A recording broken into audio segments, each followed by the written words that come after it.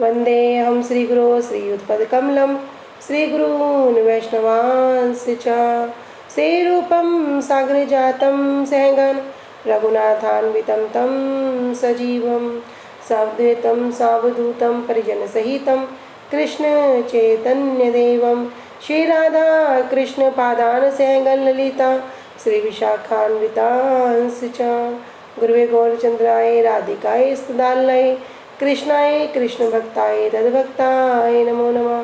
नमो विष्णुपादाय कृष्णप्रेष्ठाय भूतले श्री श्रीमद्भक्तिवेदान्त श्री श्रीधर गोस्वामी नामिने। नमो ओम गुरुदेवाय धीमते सौम्यमूर्तये श्रीमते भक्ति सिद्धि सिद्धांति प्रभवे श्री महात्मने। नमो विष्णुपादाय श्री राधिकाय प्रियात्मने श्री श्रीमद्भक्तिवेदान्त श्री नारायण गोस्वामी नामिने। वाञ्छा कल्पतरुभ्यश्च कृपा सिन्धुभ्यैव च पतितानां पावनेभ्यो वैष्णवेभ्यो नमो नमः। पंचतत्त्वात्मकं कृष्णं भक्तरूपं स्वरूपकं भक्तावतारं भक्ताख्यं नमामि भक्तशक्तिकं श्रीकृष्ण चैतन्य प्रभु नित्यानंद श्री अद्वैत गदाधर श्रीवासादि गौर भक्त वृंदा। हरे कृष्णा कृष्ण कृष्ण हरे हरे हरे राम राम राम हरे हरे। सर्वप्रथम अस्मदे गुरुपाद पद्म जम विष्णुपाद अष्टोत्तर शत श्री श्रीमद् भक्ति वेदांत श्री श्रीधर गोस्वामी महाराज जी के श्री अभय चरण सरोज में अनंत कोटि दंडवत प्रणाम ज्ञापित करती हूँ। तदुपरांत मेरे परम गुरुदेव जय नित्य लीला परविष्णु ओम विष्णुपाद अष्टोत्तर शत श्री श्रीमद् भक्ति श्री रूप सिद्धांति गोस्वामी महाराज जी एवं जय नित्य लीला परविष्णु ओम विष्णुपाद अष्टोत्तर शत श्री श्रीमद् भक्ति वेदांत श्री नारायण गोस्वामी महाराज जी के श्री अभय चरण सरोज में श्रद्धा पुष्पांजलि अर्पण करते हुए उनसे अहेतु की कृपा की वांछा करती हूँ। ग्रंथकार श्री कृष्णदास कविराज गोस्वामी जी श्रीमद नित्यानंद प्रभु अखंड गुरु तत्व श्रीमद महाप्रभु एवं समस्त परिकरों के चरणों में दंडवत प्रणाम ज्ञापित करते हुए उनसे भी अहेतु कृपा की वांछा करती हूँ। उपस्थित वैष्णवजन भक्तवृंद माता पिता भाई बहन सभी के चरणों में मेरा दंडवत प्रणाम स्वीकारो। सभी को हरे कृष्णा दंडवत प्रणाम। हरे कृष्णा दीदी दंडवत प्रणाम। श्री गुरुदेव की अहेतु की कृपा से हम जो ग्रंथ का श्रवण कर रहे हैं उसका नाम है श्री श्री चैतन्य चैतामृत। श्री श्री चैतन्य चैतामृत ग्रंथ के अंतर्गत हम श्रवण कर रहे हैं 22वां अध्याय, जिसमें हम आ चुके हैं प्यार संख्या 85 पे। पेज संख्या है 351। तो अब तक हमने जो विशेष रूप में असत्संग को जो त्याग करना है इसको भी बताया था वैष्णव आचार। यही क्या है? यही वैष्णव आचार है। ये दो प्रकार का बताया था असत्संग, एक स्त्री संगी और जो एक कृष्ण अभक्त, जो कृष्ण का भक्त नहीं है। इसके विषय में हमने जाना था कि इंद्रियों के द्वारा भोग की जाने वाली वस्तु ही क्या है? वो वस्तु ही स्त्री मात्र है। और कह रहे हैं अगर किसी को भगवान के साथ अपना संबंध करना है तो जब उसका भगवान के साथ संबंध हो जाएगा तब क्या होगा? ये जितनी भी तुच्छ वस्तु हैं, जितना भी ये पुरुषत्व का अभिमान है, ये सब दूर हो जाएगा। और वो जो हमारा जो इंद्रियों का जो भोग है, जिसको क्या कहते हैं स्त्री दर्शन, उससे भी मुक्ति प्राप्त हो जाएगी। इसमें एक विशेष बात और श्रवण की थी कल कि जो साधु संग होता है वो कैसे होगा? वो श्रुति स्मृति पुराण ये जितने भी हैं इनके अनुगत्य में होकर आँखों से दर्शन नहीं होगा। कैसे होगा? सेवोन्मुख वृत्ति करके कानों के माध्यम से ही उनका दर्शन होगा। वही ठीक ठीक रूप से दर्शन करना होगा। फिर इसमें हमने श्रवण किया था कि जो ज्ञानी हैं उनको भी अभक्त बता दिया था, जो कर्मी हैं उनको भी अभक्त बता दिया था, जो योगी हैं उनको भी अभक्त बताया था। यहाँ तक कि जो अन्य जो देवी देवताओं के जो पूजक हैं, जो उनकी उपासना करते हैं, उनको भी अभक्त बता दिया। और जो क्या करते हैं, जो भगवान को मानते ही नहीं हैं, जो शास्त्रों को मानते ही नहीं हैं, कह रहे हैं उनके बारे में क्या कहें? उनके बारे में तो कुछ कह ही नहीं सकते।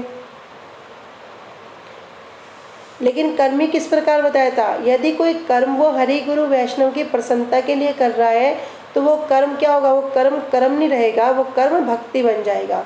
लेकिन अगर उस कर्म में स्व सुख की इच्छा, स्व प्रतिष्ठा की इच्छा, स्व सुख की कोई भी कामना, लाभ, पूजा, प्रतिष्ठा कुछ भी उसके अंदर क्यों ना हो, तो वो क्या होगा, वो एक कर्म रह जाएगा। जैसे कहते हैं ना कि सेवा किसे कहते हैं, सेव्य वस्तु के सुख संपादन को ही सेवा कहते हैं, जिसमें स्वयं की कोई पूजा लाभ प्रतिष्ठा कोई भी कामना ना हो, तभी वास्तव में वो सेवा है। यदि हमारी कोई क्षणिक मात्र भी कोई इच्छा कोई कामना हमारी उस सेवा के अंदर आ गई तो वास्तव में वो क्या होगी, वो सेवा सेवा नहीं रहेगी, वो भक्ति नहीं होगी, वो कर्म हो जाएगा। जैसे कि हम देखते हैं ना कि मैं लक्ष्मी जी के इतने व्रत करूँगा मेरा ये कार्य सिद्ध हो जाए, तो ये क्या भक्ति हुई। ऊपर से देखने में क्या हम तो बड़े भक्ति करते हैं, लेकिन वास्तव में क्या हृदय में अपनी कामना की भक्ति कर रहे हैं, अपनी कामना को ही पूरा करने के लिए चेष्टा युक्त हैं। इसी प्रकार से कोई शिव जी के 16 सोमवार करता है, कोई कुछ करता है, कोई कुछ करता है, वहाँ पर वो भक्ति नहीं है, वहाँ पर क्या है, वो अपने सुख की कामना है। अगर वो कामना पूरी ना हो, अरे हाँ मैंने तो ये व्रत करके देखा था, मेरा तो काम नहीं हुआ, मुझे तो कोई और देवी देवताओं की पूजा बताओ, मैं तो उस बाबा के पास गया था, मेरा तो काम नहीं हुआ, कोई और बाबा बताओ, तो क्या होगा, जहाँ पर उस सुख की कामना होगी वहाँ कभी भी भक्ति नहीं होगी, वहाँ कर्म ही होगा। लेकिन भक्ति का तात्पर्य क्या है, सेव्य वस्तु के सुख संपादन की सेवा करना ही। तो हरि गुरु वैष्णव सब क्या है, सेव्य वस्तु है। जब इनकी निष्काम होकर हृदय में किसी प्रकार की कामना न रखकर सेवा करेंगे, तब जो भी कार्य किया जाएगा यद्यपि दिखने में वो कर्म जैसा ही प्रतीत होगा, लेकिन वो क्या होगा, वही भक्ति होगी। इसलिए कहते हैं ना ही कश्चित सनम अपि जातु तिष्ठतम अकार्य कर्त, कि जीव का स्वभाव है कि वो बिना कर्म किए नहीं रह सकता, एक क्षण भी नहीं रह सकता, तो कर्म तो वो करेगा ही करेगा। अब वो अगर संसार में अपनी कामनाओं की पूर्ति के लिए कर्म करेगा तो वही उसका इस भवसागर में बंधन का कारण बन जाएंगे। लेकिन जब वही कर्म किसके लिए करेगा, हरि गुरु वैष्णव की प्रसन्नता के लिए करेगा, तो वही कर्म क्या होंगे, भक्ति बनकर उसकी मुक्ति का कारण बन जाएंगे, उसके सारे बंधन खुल जाएंगे। तो हमने ये सब विशेष रूप में इसमें श्रवण किए थे। तो इन सबको क्या कहते हैं, अभक्तों की श्रेणी में गिना जाता है। सबके सब ये ज्ञानी हो, योगी हो, कर्मी हो, यहाँ तक कि अन्य अन्य देवी देवताओं के जो उपासक हैं या जो भगवान को शास्त्रों को मानते ही नहीं है, सबके सब क्या है, अभक्त है। और यदि कोई भक्त भी क्या करेगा, इनका संग करेगा, संग को इम्पोर्टेंस बताया था। संग करने से क्या होगा, अल्प समय में उसकी बुद्धि का भी नाश हो जाएगा, क्योंकि अभी हमारी जो श्रद्धा है वो बहुत दृढ़ नहीं है, कोमल श्रद्धा है, लौकिक श्रद्धा है, तो क्या होगी, उसका भी वो उसकी बुद्धि को भी नाश कर देगा। और उसी के समान जैसा अगर कोई ज्ञानी का संग करेगा उसे अपने ज्ञान का अहंकार आएगा, जैसे योगी का करेगा वो सिद्धि का अहंकार करेगा। ऐसे करते करते करते वही प्रवृत्ति हमारे अंदर भी आके बैठ जाएगी। जैसे हम कथा सुनते हैं ना कि एक व्यक्ति चला गया गांव से, अब वो उसने बड़ा योग साधना की, बहुत योग साधना करते करते करते करते उसने सिद्धि प्राप्त कर ली। वापस अपने गाँव में आया तो गाँव में आके सबसे बोला, तुम्हें पता है मैंने सिद्धि प्राप्त कर ली। कह रहे ऐसी क्या सिद्धि प्राप्त कर ली, 40 साल में। कह रहे कि मैंने पानी पे चलना सीख लिया, मैं पानी पे चल सकता हूँ। अरे तुम तो बोट वोट से जाते हो, मैं पानी पे ऐसे चल देता हूँ। तो सारे के सारे गांव वाले इकट्ठे हो गए, सबके सब देखने लगे। अब वो क्या है, पानी पे जैसे ज़मीन पे चल रहा हो ऐसे ही वो पानी पे चलने लगा। जब चलने लगा सब तो बड़े वाह वाह करने लगे, बड़ा चमत्कार को नमस्कार है ना। तो उसी प्रकार सबके सब उसकी वाह वाह करने लगे। एक साधु वहीं था। साधु कह रहे भैया क्या कर रहे हो, तुमने ये क्या किया। कह रहे तुम्हें पता है मैंने सिद्धि प्राप्त की है। कैसी सिद्धि प्राप्त की, पानी पे चलने की। कह रहे अच्छा। कह रहे तुमने बस 40 साल में 5 रुपये का ही काम किया। सब लोग तो कहने लगे अरे तुम क्या कह रहे हो, इसने तो देखो ना पानी पे चल रहा है, कोई पानी पे चल सकता है। कह रहे भाई 40 साल देखिए इसने पानी पे चलना सीखा, ये काम तो मैं 5 रुपये में कर लूँगा। तो मैंने 40 साल की अपने क्या किए, खराब कर दिए। एक नाव वाले को 5 रुपये दो, वो हमें पार करा देगा।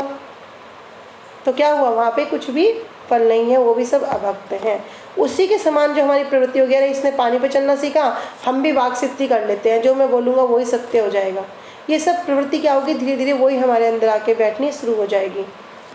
इसलिए कहते हैं कि अगर किसी को शुद्ध भक्ति पाने की वासना है तो फिर बताया था विशेष रूप से उसे सतर्क रहना होगा, और सतर्क रहते हुए क्या करना होगा, प्रतिकूल वस्तुओं को त्यागना होगा, अनुकूल वस्तुओं को ग्रहण करना होगा। और स्पेशली रूप से अभक्त संग, जो यहाँ पर विशेष रूप से जो बताया गया तो वह है अभक्त संग। अभक्त संग को विशेष रूप से त्याग करके सतर्क रहना होगा। अपनी भक्ति रूपी बीज जो गुरुदेव ने दिया है उसके चारों ओर जो बाड़ा लगाना है, वो बाड़ा लगाते हुए अपनी भक्ति रूपी लता को बढ़ते बढ़ते बढ़ते बढ़ते एक दिन वो गोलोक वृंदावन धाम तक चली जाएगी। लेकिन अगर ये अभक्त संग जो प्रतिकूल वस्तु इनके लिए बाड़ा नहीं लगाएंगे तो वो क्या होगा, उसका उन्मूलन, जड़ से उसका विनाश हो जाएगा। प्रयार संख्या 85 कह रहे हैं स्त्री संग और स्त्री संगी के संग का भयानक परिणाम। श्रीमद् भागवतम में वर्णन है, सत्यम शौचम दया मौनम बुद्धिर्हि श्री यश समा समोदमो भगश्चेति यत संगात याति संक्षयम।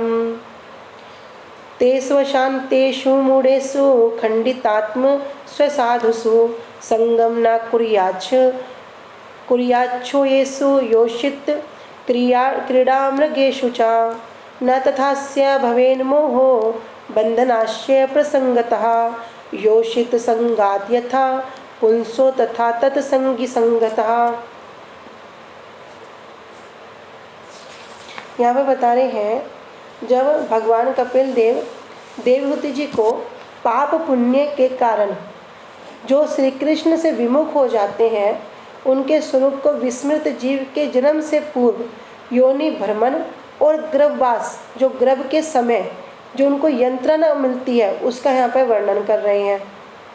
और बाद में जन्म होने के बाद भी क्या होगा, जो उसकी बाल्यावस्था होगी, फिर पौगंड अवस्था होगी, फिर यौवन अवस्था होगी, ऐसे करते करते क्या करता है, अनेक अनेक प्रकार से वो इंद्रिय भोग करता है। इन इंद्रिय भोग की जो स्पृहा है, इंद्रिय भोग को क्या बताया था, स्त्री, जो स्त्री संग की जो स्पृहा है, उसके प्रभाव से और कुफल की बात ये 3 श्लोक में यहाँ वर्णन कर रहे हैं कि उसका प्रभाव क्या है और उसका कुफल मतलब जो उसका खराब फल है वो क्या है।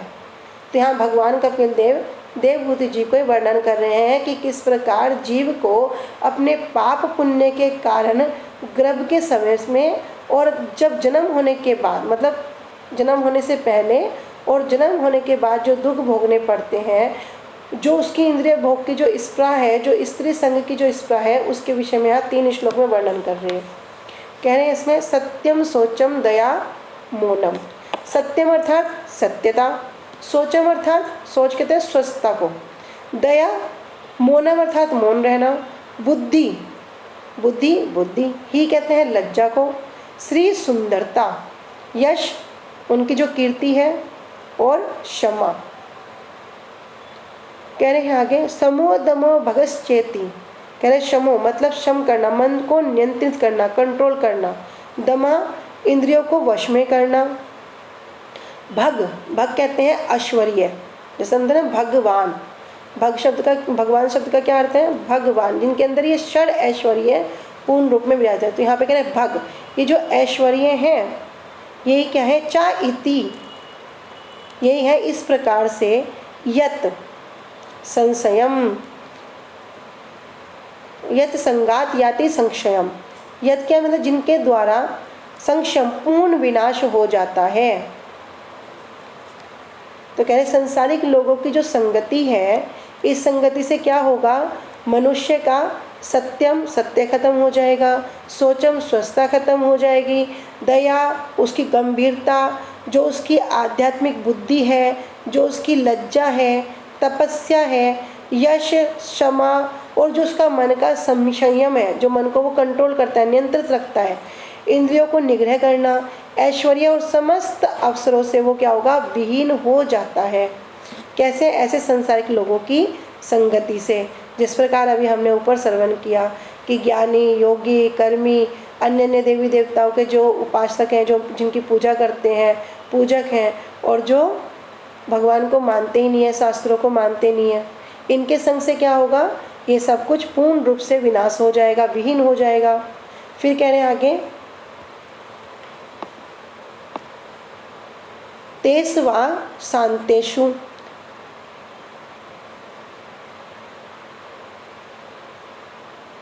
तेषु अशांतेषु अर्थात उनमें जो अशांत हैं, मूढ़ेषु मूर्खों के बीच में, खंडित आत्मसु, खंडित आत्मा जिनका आत्म साक्षात्कार क्या हो गया, जो नष्ट हो गया, खंडित हो गया, असाधसु, असाधु मतलब जो साधु नहीं है, जो सज्जन पुरुष नहीं है, संगम ना कुर्यात, कह रहे भैया उनकी संगति नहीं करनी चाहिए।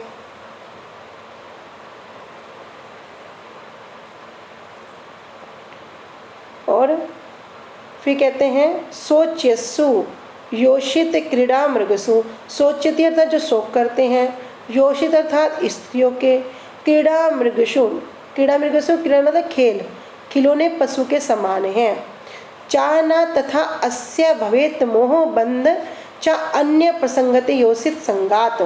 क्या कह रहे हैं? कह रहे उनका भी नहीं करना होगा। क्या नहीं करना होगा? कह रहे उसका भी जो मोह है, जो बंधन है, वो कैसा है? अन्य दूसरे प्रकार के प्रसंगतः संग के योषित संगात, स्त्रियों के संग के द्वारा जिस प्रकार से पुंसा एक मनुष्य का यथा तथा सत्य संगी संगता, क्या होगा? उसी के साथ ही स्त्री में आसक्त व्यक्तियों के संग के द्वारा। तो पहले तो बता दिया कि जितने भी संसारिक लोग हैं इनकी संगति करने से क्या होगा? वो मनुष्य सत्य, सोच, दया, गंभीरता, उसकी बुद्धि, उसकी लज्जा, तपस्या, क्षमा, मन को जो कंट्रोल करता है, इंद्रियों का जो निग्रह करने वाला है, सब प्रकार से वो ऐश्वर्य से विहीन हो जाएगा। फिर कह रहे हैं मनुष्य को कभी भी ऐसे निरे मूर्ख, जो बहुत मूर्ख हैं, मूढ़ेसु हैं, इनकी संगति नहीं करनी चाहिए। क्यों? कह रहे जिनका क्या हो गया? आत्म साक्षात्कार क्या हो गया? नष्ट हो गया, जो उस आत्म साक्षात्कार के ज्ञान से रहित हो गए। और जो स्त्रियों के हाथ का पशु के समान खिलौने बने हुए हैं, अन्य किसी वस्तु से आसक्ति के फलस्वरूप उत्पन्न मोह और बंधन उतना खतरनाक नहीं होता जितना कि स्त्री या स्त्रियों पर अत्यंत अनुरक्त रहने वाले पुरुषों की संगति करने से होता है। कि ऐसे जो स्त्री या स्त्रियों पर अनुरक्त, अत्यंत अनुरक्त रहने वाले पुरुषों की संगति करने से होता है।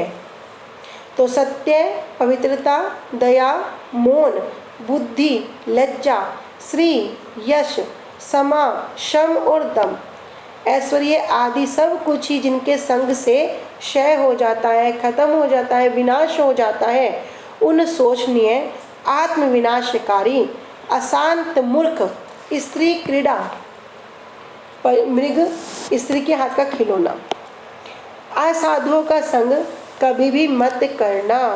अन्य किसी भी वस्तु से जीवन का ऐसा मोह का बंधन नहीं होता जैसा स्त्री संग से और स्त्री संगी के संग से होता है। अनुभाष्य में वर्णन कर रहे हैं प्रभुपाद जी कि भगवान कपिल देव देवहूति जी को पाप पुण्य के कारण, जीव क्या करता है? कोई पाप करता है, कभी पुण्य करता है, उसी के कारण श्री कृष्ण विमुख, भगवान से विमुख होना, स्वरूप विस्मृत जीवों के जन्म से पूर्व, मतलब जब भी जन्म नहीं हुआ उससे पहले से योनि भ्रमण, किस प्रकार वो अलग अलग योनियों में भ्रमण करता है, और गर्भवास यंत्रणा का वर्णन करके, अभी कहते हैं ना गर्भ का भी क्या कष्ट है, अभी सुनो, यहाँ भगवान स्वयं कह रहे हैं कि भैया ये भी कष्ट है। कह रहे गर्भवास यंत्रणा, ये भी पूरा दंड दे रहे हैं, ये भी कोई साधारण नहीं है। कह रहे इसका वर्णन करके जन्म होने के बाद जो बाल्यावस्था, पौगंड अवस्था, यौवन अवस्था, अनेक प्रकार के इंद्रिय भोग अथवा स्त्री संग की स्पृहा, उसके प्रभाव और कुफल की बात इन 3 श्लोक में वर्णन कर दी। श्लोक भाव अनुवाद में कह रहे हैं कि जिन असत लोगों के संग से, असत जो सत नहीं है, जो साधु नहीं है, जो भक्त नहीं है, ऐसे लोगों के संग से क्या होगा? जो सत्य है, पवित्रता है, दया है, मौन है, बुद्धि है, बुद्धि कैसी? परमार्थिक, संसारिक नहीं, परमार्थिक, लज्जा है, श्री है, श्री क्या? भक्ति रूपी श्री, संसारिक श्री नहीं। देखो एक एक शब्द को वर्णन कर रहे हैं, कह रहे भक्ति रूपी श्री, भक्ति रूपी संपत्ति। अभी बड़ा भजन किया, बड़ी मुश्किल से भजन में आए, बड़ी पता नहीं किस कृपा से गुरुजी का संग मिल गया, ऐसे गुरुजी हमें मिल गए, हाँ गुरुजी ने कृपा करके हमें हरिनाम दे दिया। अभी थोड़ा बहुत भजन करते करते थोड़ा सा बल बनाने की चेष्टा कर रहे, किंतु क्या किया? किसी ऐसे भक्त का संग कर लिया। अब भक्त का संग करने से क्या हो गया? अभी वो जितना भी थोड़ी बहुत संपत्ति इकट्ठी करना शुरू किया था, सबका सब वेस्ट हो गया, सब खत्म हो गया। कह रहे भक्ति रूपी संपत्ति। किसी ने प्रश्न किया था ना एक बार कि क्या भक्ति का भी बल होता है? तो ये भक्ति रूपी बल है, ये भक्ति रूपी संपत्ति है। तो क्या होगा, यश, क्षमा, सम, दम और ऐश्वर्य आदि सब कुछ ही संपूर्ण रूप से नष्ट हो जाएगा। उन्मूलनम मतलब उसका जड़ से विनाश हो जाएगा। उन्मूलनम सब समझे, जैसे कि अभी बड़ी दावानल हो गया, जंगल में आग लग गई, आग लगने पे सारा का सारा जंगल जल गया। लेकिन कुछ समय बाद क्या हो गया, जब वहाँ पे बारिश आएगी, सावन होगा, बारिश होगी, फिर से वो जंगल हरा भरा हो जाएगा। क्यों? क्योंकि ज़मीन के नीचे अंकुर बचे हुए हैं। लेकिन अगर कोई इस प्रकार का भक्त का संग करेगा, कहते हैं उन्मूलनम, वो जो ज़मीन के अंदर जो बीज है वो भी खत्म हो जाएगा। जब बीज नहीं होगा तो पौधा कहाँ से उगेगा, उसका पूरा विनाश हो जाएगा। उन्मूलनम, जड़ से विनाश हो जाएगा। तो भैया क्या करना होगा, ऐसे का संग नहीं करना है। उन जड़ विषय भोग लंपट मूर्ख, तो यहाँ पे कह रहे हैं आगे कि भैया असत लोगों के संग से सत्य, पवित्रता, दया, मौन, परमार्थिक लज्जा, श्री, जितनी हमारी संपत्ति है, कि संपत्ति भक्ति रूपी संपत्ति, यश, क्षमा, दम और जो ऐश्वर्य आदि सब कुछ ही संपूर्ण रूप से नष्ट हो जाता है। उन जड़ विषय भोग लंपट मूर्ख देह आत्म बुद्धि वाले, कह रहे कौन, जड़ विषय, जो जड़ विषयों में रहते हैं, लंपट पूरा का पूरा उसमें लग गए हैं, पूरा मूर्ख है। और बुद्धि किस प्रकार, देह में ही बुद्धि कर दी, मैं ये शरीर हूँ, ये जो बुद्धि करते ना, मैं और मेरा, कह रहे देह आत्म बुद्धि, उनकी आत्म बुद्धि क्या है, मैं ये शरीर हूँ, इस शरीर से संबंधित जो भी है वही मेरा है। तो ऐसी बुद्धि वाले स्त्री क्रीड़ा मर्ग, मेरे मतलब स्त्री के संपूर्ण वशीभूत असाधुओं का, जो असाधु हैं, इनका कभी भी संग नहीं करना, नहीं तो जितनी चीज़ें बताइए सब पूर्ण रूप से खत्म हो जाएंगी। अन्य किसी भी वस्तु से जीव का ऐसा मोह का बंधन नहीं होता जैसा स्त्री संग से जड़ भोग, बुद्धि से स्त्री के भोग और सहवास से, और स्त्री संगी के स्त्री भोग कामी, जिसकी रक्त शुक्र में देह में आत्म बुद्धि है, ऐसे व्यक्ति संगी के संग से होता है। तो दोनों के विषय में वर्णन कर दिया, यहाँ स्त्री पुरुष दोनों के विषय में वर्णन कर रहे हैं। मेन बात क्या है, इंद्रियों के जो भोग में जो लिप्त है, ठीक है, उसी को बताया, एकमात्र वही स्त्री संगी है।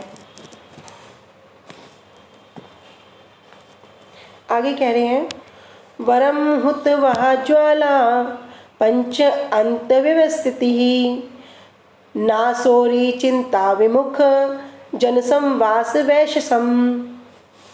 कह रहे हैं वरम, व्रम हुतवा, हुतवा, हुतवा कहते हैं जो आग की जो ज्वाला है। कह रहे हैं वरम अच्छा है, कैसे, क्या अच्छा है, कह रहे आग की ज्वाला, वे ज्वालाओं में वो अच्छा है। कौन अच्छा है, पंच अंत, एक पिंजरे में कोई व्यक्ति है, कह रहे क्या कह रहे कि पिंजरे के भीतर कोई बंदी है, उस बंदी होने में और जलती अग्नि के द्वारा जो घिरा हुआ है, ऐसा जिसको कष्ट को सहन कर लेना, वो क्या है, वो अच्छा है। लेकिन अगर कोई क्या करेगा, विमुख जन संवास, जो भगवान का भक्त नहीं है, ऐसे भक्त का यदि कोई संग करेगा, उसके संग की संगति से क्या होगा, उसके संग की संगति हमें संपूर्ण रूप से विनाश कर देगी। कह रहे भैया ऐसे की संगति मत करो, इससे अच्छा क्या हो, किसी पिंजरे में बंद हो, उसमें आग लगी हुई हो, उसकी ज्वाला को सहन कर लो, वो कर लेना उत्तम है। क्योंकि तब क्या होगा, हमारा एक ही जीवन नष्ट होगा। लेकिन अगर ऐसे अभक्तों का संग कर लिया तो क्या होगा, जन्म जन्म नष्ट हो जाएंगे। इसलिए कहते हैं अग्नि की ज्वाला में और पिंजरे में बंद होने से जो कष्ट होता है, उसे सहन करना तब भी उचित है। किसी का भी थोड़ा सा हाथ जल जाओ, कितना कष्ट होगा, है ना। लेकिन बता क्या रहे भैया, अग्नि की पूरी ज्वाला जल रही, कोई इसमें पूरा जल रहा, उसका ताप महसूस कर रहा, तो भैया कर लो। कोई पिंजरे में बंद होने के समान कष्ट हो रहा है, उसको भी सहन कर लो, तब भी उचित है। लेकिन श्री कृष्ण के चिंतन से बहिर्मुख व्यक्तियों का कष्ट, जो भगवान का चिंतन नहीं करते, जो भगवान से बहिर्मुख हैं, जो अभक्त हैं, ऐसे व्यक्तियों का अगर किसी ने संग कर लिया, वो क्या है, कष्ट प्रदान करने वाला संग है। उसको कभी भी नहीं करना। मतलब एक बार को जलना है जल जाओ, कहीं बंद रह के रहना है रह जाओ, लेकिन ऐसे भक्तों का संग नहीं करना। तात्पर्य क्या है? तात्पर्य यह है कि यदि कभी भी आग में जलकर मरने अथवा कारागार में बंद होना पड़े, एक तरफ से हम कथा सुनते ना छोटी सी कि एक तरफ से एक मायावादी आ रहे हैं और एक तरफ एक पिंजरे में, एक जंगल में क्या है, वो शेर बैठा है। अब रास्ता क्या है, एक ही मार्ग है, या तो वो मायावादी की तरफ जाएगा या वो उस पिंजरे की तरफ जाएगा। अब उसे करना क्या उपाय है भाई? अगर जान बचानी है, वो मायावादी की तरफ चला गया तो भैया उसके जन्म जन्म नष्ट हो जाएंगे। तो कहते हैं इससे तो अच्छा शेर के मुख का ग्रास बन जाओ। तो किसी ने कहा भैया आप तो मरने के बाद बता रहे हो। कह रहे हाँ मर जाओ, अगर तुम इस प्रकार मर गए तो तुम्हारा एक ही जन्म नष्ट होगा, लेकिन अगर किसी ऐसे मायावादी, किसी ज्ञानवादी, किसी योगी के चंगुल में फंस गए तो तुम्हारे जन्म जन्म नष्ट हो जाएंगे। क्यों हो जाएंगे? जैसा ही पहले बताया कि जो उनकी प्रवृत्ति है वही हमारे अंदर आकर बैठ जाएगी।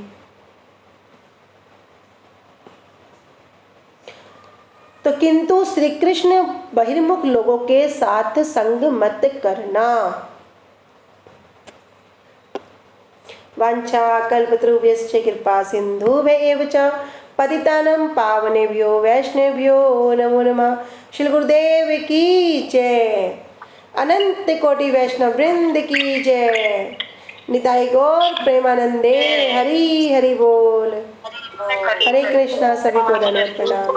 हरि हरि बोल, हरि हरि बोल।